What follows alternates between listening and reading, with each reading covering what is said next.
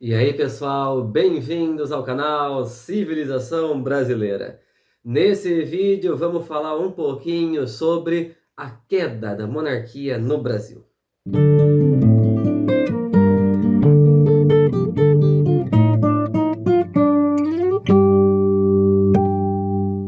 Pessoal, antes de entrar diretamente no tema do vídeo, eu gostaria de começar dizendo que Dom Pedro II é um personagem incrível de ser estudado. A gente pode dizer que, do ponto de vista da história brasileira, pouquíssimos personagens marcaram época tanto quanto Dom Pedro II. O rosto da sociedade brasileira daquele século XIX é o rosto de Dom Pedro II. Afinal, convenhamos, foi quase meio século de governo. E vejam, quase meio século de um governo intenso e que foi marcado por uma grande efervescência cultural. Isso é o que nenhum de nós tem o direito de negar. O segundo reinado ele foi uma época de grande efervescência cultural no Brasil. De maneira que nós temos o florescimento de grandes nomes da nossa literatura e grandes nomes da nossa intelectualidade. Então foi uma época muito interessante. Tanto que nós temos aqui no Brasil uma imensa gama de obras de historiografia, né, que se debruçam sobre esse período. E existem outras tantas obras que se debruçam sobre a pessoa de Dom Pedro II. Porque se existiu uma personalidade de chefe de Estado brasileiro que não foi nem um pouco plana, é a personalidade de Dom Pedro II. A sua figura, ela pode ser estudada de diversos pontos de vista. E isso é fascinante. Vou falar para vocês, para mim, o segundo reinado é uma das épocas mais gostosas de se estudar na história do Brasil. Mas vamos então ao tema do vídeo: a queda da monarquia. O que o nosso mestre de Apipucos, o grande Gilberto Freire, tem a dizer sobre a queda da monarquia? Vejam, o Gilberto sempre elogiou muito o período do segundo reinado. Ele era muito elogioso em relação ao Império Brasileiro, à monarquia. Era muito elogioso em relação às instituições monárquicas. Existem textos dele onde ele fala sobre o Império em si. E, no geral, são textos com uma visão assim muito positiva. E como Gilberto era uma pessoa extremamente inteligente e sensível às entrelinhas da história, a sua tese sobre a queda da monarquia não poderia ser menos genial. E ela se encontra nesse calhamaço aqui. Ordem e Progresso, cuja resenha já está feita por este canal. Podem acessar o vídeo por aqui. Primeira resenha do YouTube desse livro. Não sei se já existem outras. Nesse livro, o Gilberto fala sobre o período de transição entre a monarquia e a república. Então ele pega mais ou menos do ano 1870 até mais ou menos o ano 1920. Então o foco dele aqui não é política, como não é política o foco dele, eu acho que em nenhum dos seus livros principais. Mas ao se debruçar sobre esse recorte histórico, ele não poderia simplesmente fechar os olhos para aquele que foi o maior acontecimento desse período, que é a queda da monarquia. Eu vou ler para vocês literalmente o que o Gilberto escreve, mas antes, pessoal, a gente sabe pela historiografia que existem diversas hipóteses, diversas teses sobre o porquê da monarquia brasileira ter caído. Nós temos, por exemplo, aquela tese super clássica, né, que coloca as três questões. Então a monarquia brasileira caiu por causa da questão religiosa, da questão militar e da questão abolicionista. Então era como se o império tivesse três pernas de sustentação. Uma delas a igreja, a outra o exército e a outra os fazendeiros escravagistas. E o império foi perdendo essas pernas, logo caiu. É uma explicação um tanto simplista, ainda que não desprovida de sentido. Tem também uma explicação, segundo a qual alguns poderosos não queriam um terceiro reinado nas mãos da princesa Isabel por causa da associação que a princesa Isabel tinha com o clero católico, que passava por aquele momento por um período que foi conhecido como ultramontanismo. Agora, para além dessas explicações, existem outras explicações que são bem mais sofisticadas. Por exemplo, tem uma explicação economicista que diz o seguinte: O império estava se assentado nas suas estruturas sobre a aristocracia do café do Vale do Paraíba. E no momento em que o governo imperial adere de uma vez por todas à abolição, ele destrói aquele que seria o seu sustentáculo principal. É uma explicação. Existe outra explicação que diz que a figura do imperador, graças ao poder moderador, foi muito desgastada, porque o poder moderador colocava a figura imperial no centro dos conflitos políticos. É uma explicação. Existe também outra explicação que associa a queda do império ao bacharelismo dos parlamentares daquele tempo, que provocava no povo um ranço muito grande devido ao excesso de burocratização.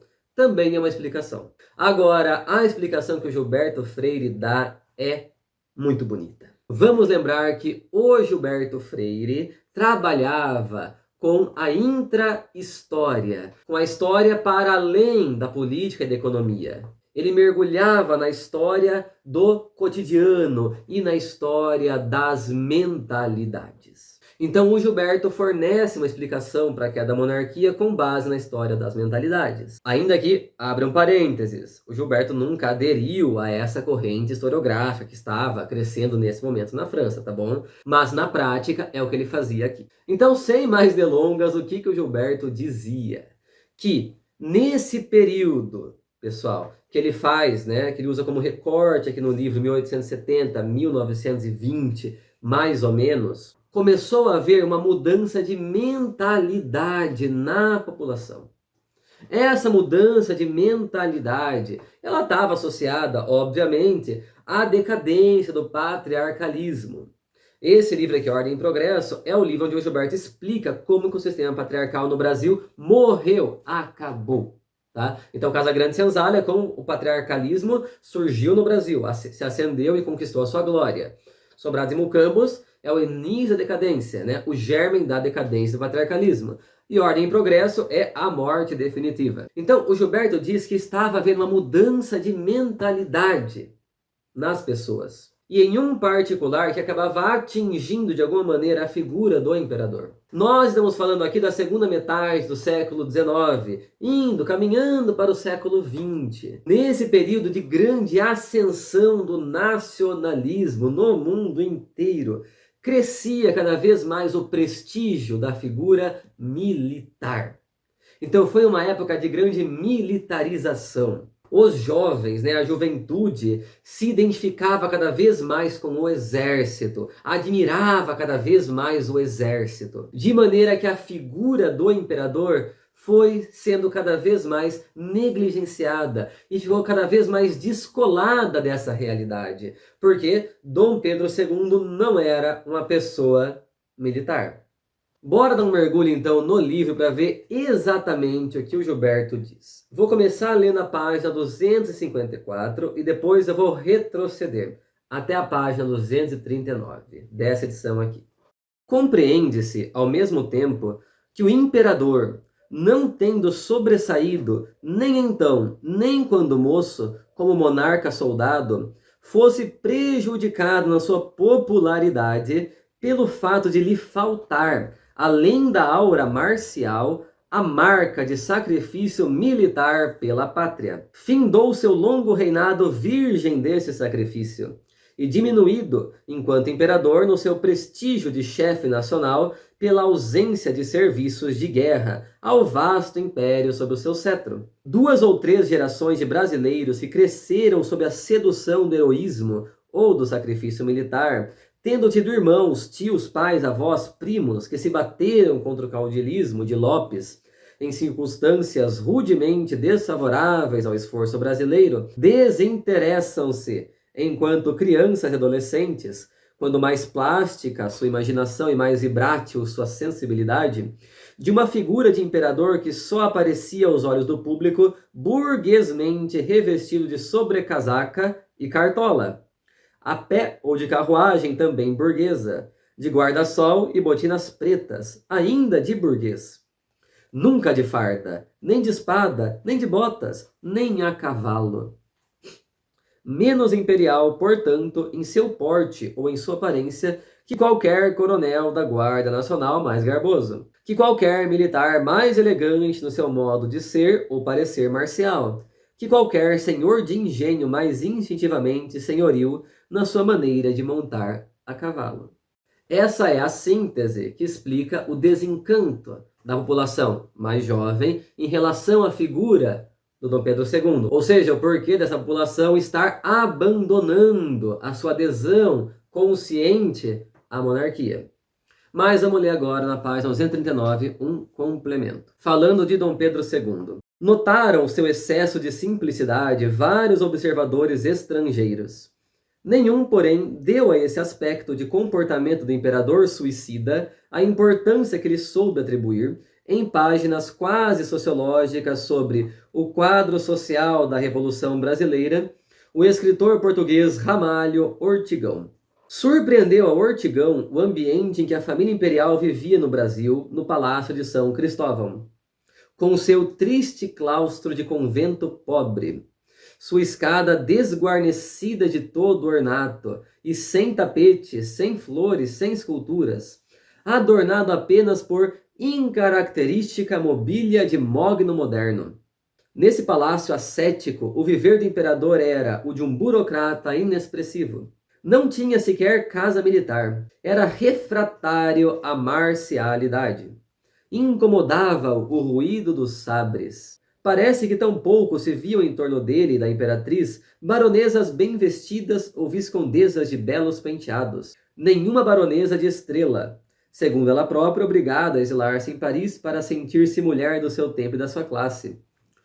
Pedro II temia tanto as baronesas excessivamente elegantes como os barões excessivamente progressivos, do tipo de Mauá. Essa sua aversão ao esplendor e ao aparato da vida monárquica comunicou-se, como era natural que se comunicasse, ao corpo diplomático que lhe frequentava as recepções, donde o ridículo de ministros e adidos terem acabado por ir ao passo de bonde, evitando assim os solavancos à estrada. Suas carruagens levavam apenas os chapéus e os espadins. A caminho daquele passo tristonho e banal, os diplomatas revestiam-se prosaicamente para a viagem de bonde de guarda-pós e levavam à cabeça simples chapéus coco. O mesmo em Petrópolis. No meio das cores alegres dos vestuários de campo, dos chapéus de palha, das umbelas brancas, das flores, dos leques, Sua Majestade, quando surgia, era sob a forma de uma grande mancha negra e austera. De casaca e chapéu alto às 8 da manhã, trazia debaixo do braço um guarda-sol. Guarda-sol sem brilhantes. Guarda-sol em que se anunciava seu desprezo de imperador filósofo por quanta espada de general ou almirante lhe tocasse o direito de usar. Procedendo assim, era natural que fosse o primeiro a considerar-se burlesco quando, no dia 2 de janeiro de cada ano, para o fim de abrir o parlamento, via-se obrigado a pôr aos ombros o famoso manto guarnecido de penas de tucano, a cabeça a coroa e a empunhar o cetro. Cumpria esse seu dever de vestir-se liturgicamente de imperador, como quem fosse obrigado a fantasiar-se para um baile de máscaras. Era uma liturgia, a monárquica, que era clássica, que era romanticamente tocada de brasileirismos, como o papo de Tucano, sem interesse para espírito tão puritanamente austero e tão mediocremente filosófico como o seu. Daí o paradoxo de ter sido com efeito Pedro II, pelas suas próprias qualidades domésticas, pelas suas próprias virtudes pessoais, a negação do chefe de Estado reclamado pelas circunstâncias brasileiras. Um rei moço, não digo de idade, mas de temperamento, como escreveu Ortigão, e que a percepção da índole juvenil, impetuosa de seiva, um tanto insuficiente e tumultuária das nações americanas, juntasse o sentimento europeu da disciplina, do prestígio e do comando, podendo ser assim um penhor de ordem e um agente de progresso, além de uma influência de civilização. Um penhor de ordem e um agente de progresso, repita-se. Ortigão soube aperceber-se do fato de ter Pedro II fracassado com o imperador do tipo mais marcial, porventura reclamado por circunstâncias brasileiras ou americanas de modo particularíssimo.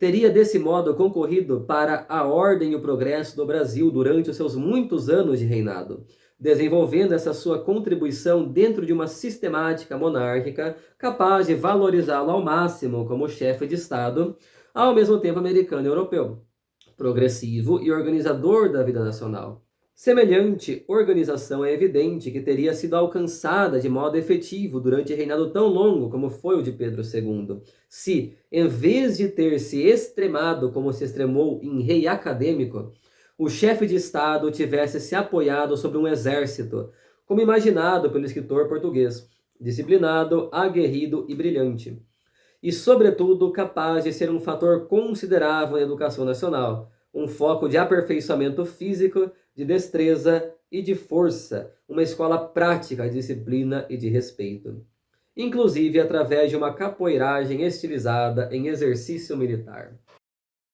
Acho que eu não preciso comentar muito sobre esse texto, né, pessoal? Para o Gilberto, em suma, as circunstâncias reclamavam um imperador que tivesse uma imagem mais presente, uma imagem mais forte, uma imagem mais marcial, nas palavras do Gilberto. E Dom Pedro II se recusou a aderir a essa imagem. Dom Pedro II se despiu de toda aquela aura encantada monárquica, da qual ele poderia sim fazer uso.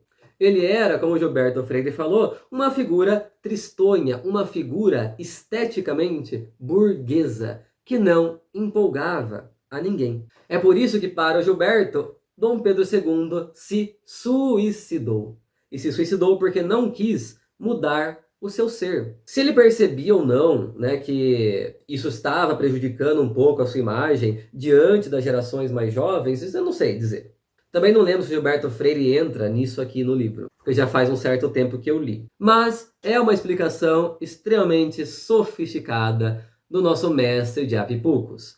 Obviamente, isso daqui sozinho não dá conta de explicar a queda da monarquia, mas a gente pode somar essa explicação às demais que eu trouxe aqui e a outras tantas que os nossos livros de historiografia nos trazem. Mas como Gilberto enxerga o Império de uma maneira elogiosa, como já disse aqui, ele não poderia perder tempo em dizer que Dom Pedro II caiu também por causa das suas virtudes. E nesse caso, a imagem austera do imperador era vista como uma virtude. E eu particularmente também acho. No mais, para quem tem interesse em estudar o Império Brasileiro, eu sou obrigado a recomendar, já que o livro está aqui, né, o próprio Ordem e Progresso, e também o Sobrado e Mucambos, que eu já mencionei.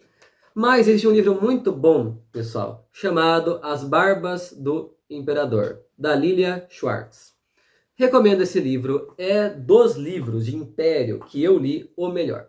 A nossa historiografia produziu centenas e centenas de livros sobre esse período, mas o As Barbas do Imperador, da Lilia Schwartz, foi um livro que me deu muito prazer em ler, e ela faz uma abordagem muito interessante do Império como um todo. Ela passa também pela questão da queda da monarquia, mas ela faz uma análise do Império sob diversos pontos de vista, utilizando também a história das mentalidades. Então, eu recomendo muito. Eu mesmo li em PDF, então, certamente vocês devem encontrar se procurarem por aí. Beleza?